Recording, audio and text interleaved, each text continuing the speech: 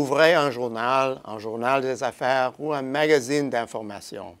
Suivez les actualités à la télé ou sur le net. Vous constaterez que le message est partout le même. L'heure est à la diversification. De plus en plus, ce message vers les activités à l'étranger.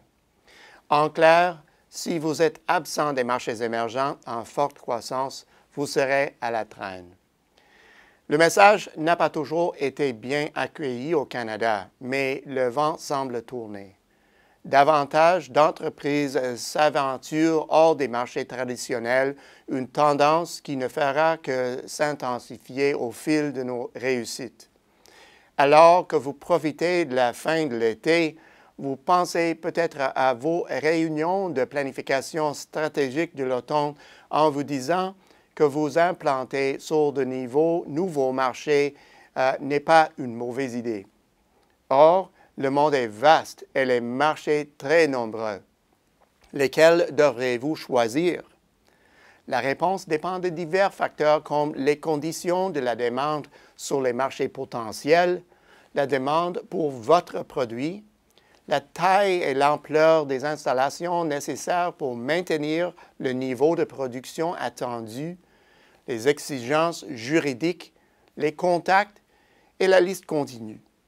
Il existe une industrie spécialisée dans l'offre de services conseils pouvant répondre à ces questions essentielles. L'un des nombreux facteurs à considérer est la facilité de faire des affaires. Cette notion était auparavant difficile à définir, à moins de disposer de gros budgets pour la prestation de services consultatifs et juridiques. Pour les grandes entreprises, cela n'était pas problématique, mais pour les PME, c'était un obstacle de taille. L'avènement récent d'Internet et d'autres médias de communication a abaissé considérablement ses coûts, tout comme les enquêtes réalisées régulièrement par des institutions multinationales.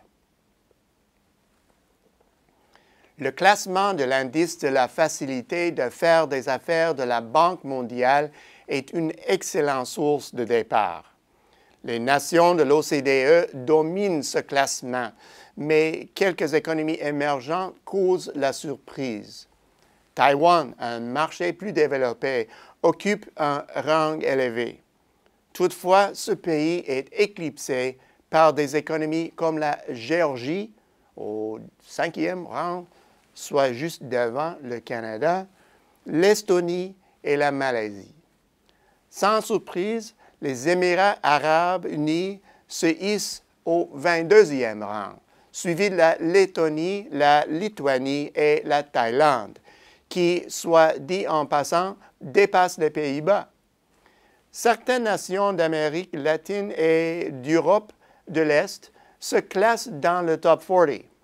Pouvons-nous cerner quelques-uns des facteurs à l'origine de ces résultats surprenants?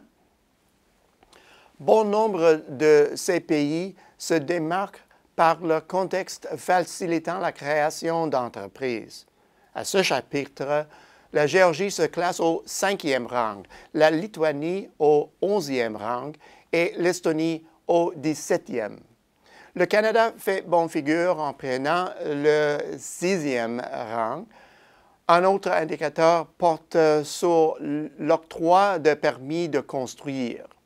Sur ce front, la Géorgie décroche le 3e rang mondial, les Émirats le 4e, la Lituanie le 11e et la Malaisie le 13e rang. Plusieurs autres nations dament le pion au Canada, relégué au 118e rang. L'obtention du financement constitue un autre facteur important.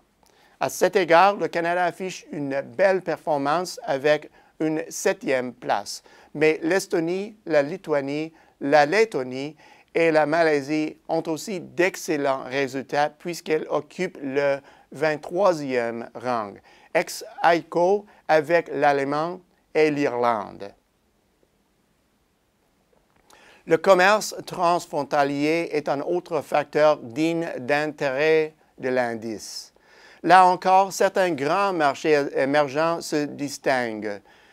L'Estonie décroche le 6e rang du classement mondial. Fait moins surprenant, les Émirats ravissent le 8e rang et Israël le 12e rang.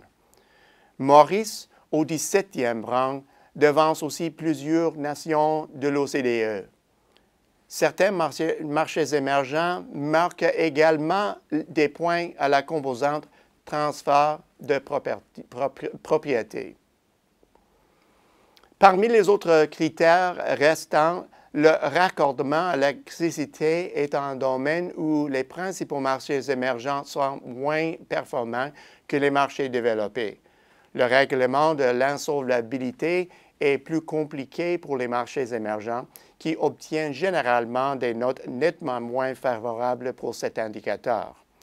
D'autres facteurs servent à définir l'indice, notamment la protection des investisseurs minoritaires, le paiement des taxes et impôts, ainsi que l'exécution des contrats.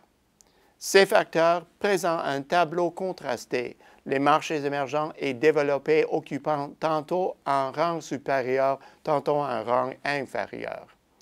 Cet aperçu, je l'espère, a su piquer votre curiosité. Cette information, et plus encore, se trouve sur une page facile à lire, accessible en un simple clic.